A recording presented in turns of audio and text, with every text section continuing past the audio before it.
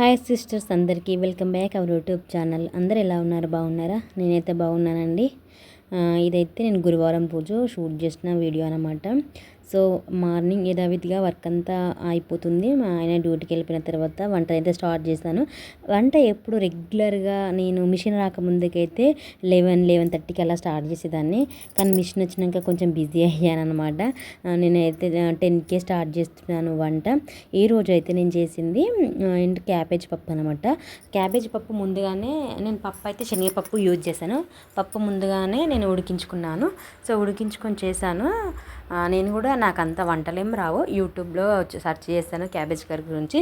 So ఇలా ఒకసారి try చేద్దామని చేశాను. టేస్ట్ అయితే చాలా బాగా వచ్చింది. హోటల్ స్టైల్లో వచ్చిందనమాట. అందులో మనం కసూరి మేతి వేసిన అది వేయడం వల్లనేమో తెలియదు, కానీ చాలా మంచి టేస్ట్ అయితే నాకైతే వచ్చిందనమాట. నేను ఎప్పుడు ట్రై చేయలేను. సో ఇదైతే చాలా బాగా అనిపించింది కర్రీ. మీరు కూడా ఒకసారి ట్రై చేసి చూడండి.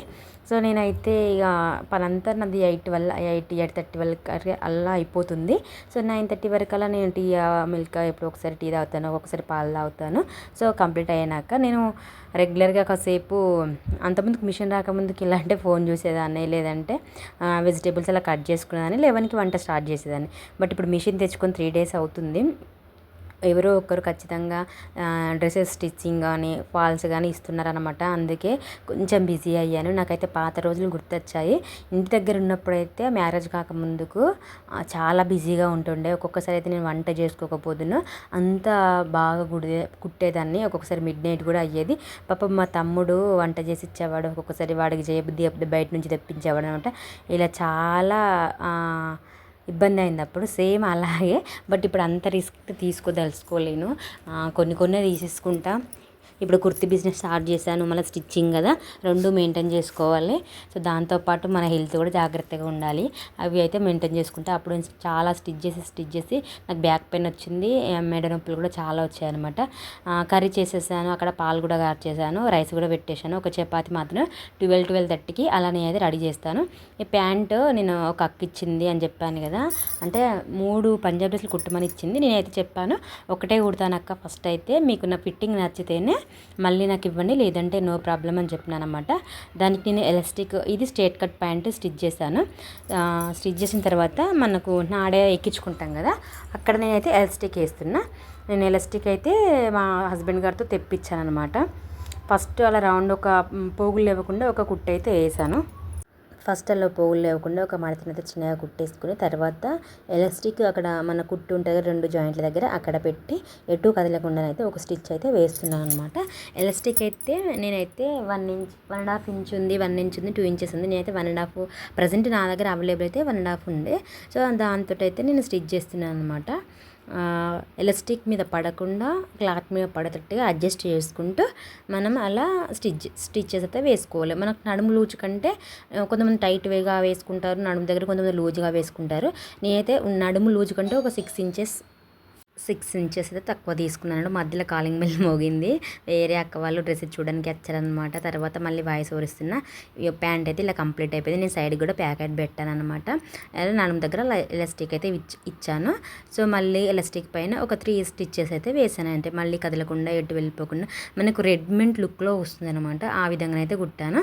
ఇక ప్యాంట్ ఫిట్టింగ్ అయితే చాలా బాగా నచ్చిందట ఆ అక్కకి.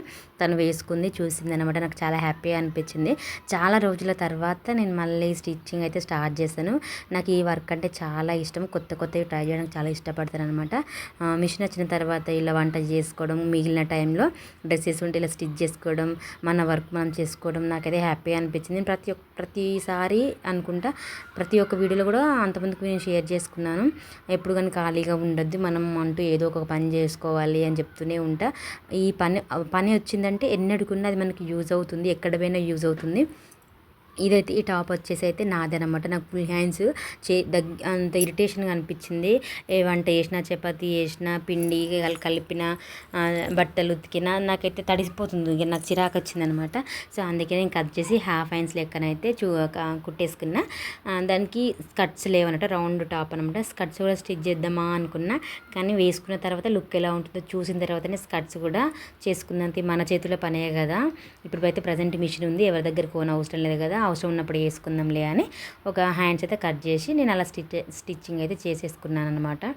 సో మా బావ అయితే అంటుండు, నేను కూడా ఏదైనా ఒక వర్క్ నేర్చుకోవాలి, నువ్వు ఎక్కడ పోయినా మంచి వర్క్ అయితే చేసుకోగలుగుతున్నావు, నాకైతే ఏ వర్క్ లేదు, ఒక జాబ్ తప్ప సైడ్ ఇన్కమ్ అయితే అసలు ఏం లేదు, నువ్వు గ్రేట్ అని అలా అంటాడనమాట అప్పుడప్పుడు. సో తను ఓకే. నాకైతే ఈ వర్క్ చాలా ఇష్టం. ఇక ఇక్కడనైతే నేను వెళ్ళి డోర్ తీశాను కదా, అక్క వాళ్ళైతే డ్రెస్ చూడడానికి వచ్చారు. అక్కనైతే సారీ ఫాల్ ఇద్దామని వచ్చిందంట.